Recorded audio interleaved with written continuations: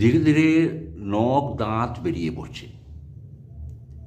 আজকে ফলতায় গিয়েছিলেন নির্বাচন কমিশনের বিশেষ পর্যবেক্ষক শ্রী মুরুগান তার দলবল নিয়ে।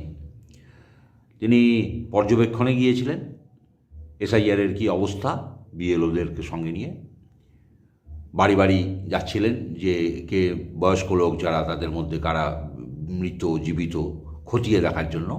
ঠিক সেই সময়ে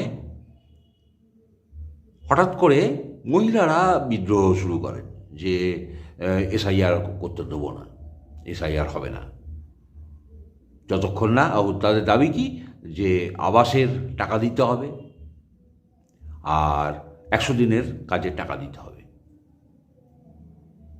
আচ্ছা, এর সঙ্গে দুটোর সঙ্গে কোনো সম্পর্ক নেই। আবাস যোজনার টাকা, 100 দিনের টাকা, এর সঙ্গে ইলেকশন কমিশন তো এইসব টাকা দেয় না। আর ইলেকশনের এই যে কাজটা হচ্ছে, এর সঙ্গেও তো সেই টাকার কোনো সম্পর্ক নেই। এটা আসলে নখ দাঁত। ইলেকশন কমিশন যে পদক্ষেপ নিচ্ছে তাতে অনেক মৃত ভোটার যারা বাড়িতে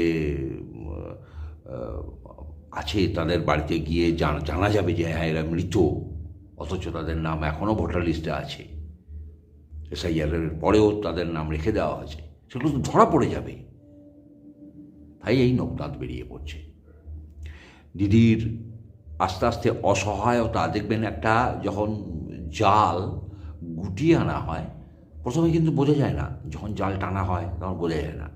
যখন গুটিয়ে আনা হয় তখন আস্তে আস্তে আস্তে আস্তে জালটা ছোট হতে থাকে, তখন দেখবেন মাছের লাফালাফিটা বোঝা যায়। দুমদাম মাছগুলো লাফাতে শুরু করে। এটা ঠিক সেই সময়টা চলছে, জাল গুটিয়ে আসছে, লাফালাফি শুরু হয়েছে। দিদি ভরা জনসভায় বলছেন যে যাদের কিছুই নেই ডকুমেন্টস, পালিয়ে যেও না, এখানে আমাদের অফিসে এসো, আমরা সব ডকুমেন্টস বানিয়ে দেবো। এই যে উনি বলছেন, কোন জায়গা থেকে বলছেন উনি কি জানেন না? এই কথাটা আমার বলা প্রকাশ্যে ঠিক নয়, কিন্তু উনি নিরুপায় হয়ে বলছেন। ওনার মেশিনারি কাজ করতে পারছে না বর্তমান পরিস্থিতিতে, তাই ওনাকে এরকমভাবে বলতে হচ্ছে, নখ দাঁত বের করতে হচ্ছে।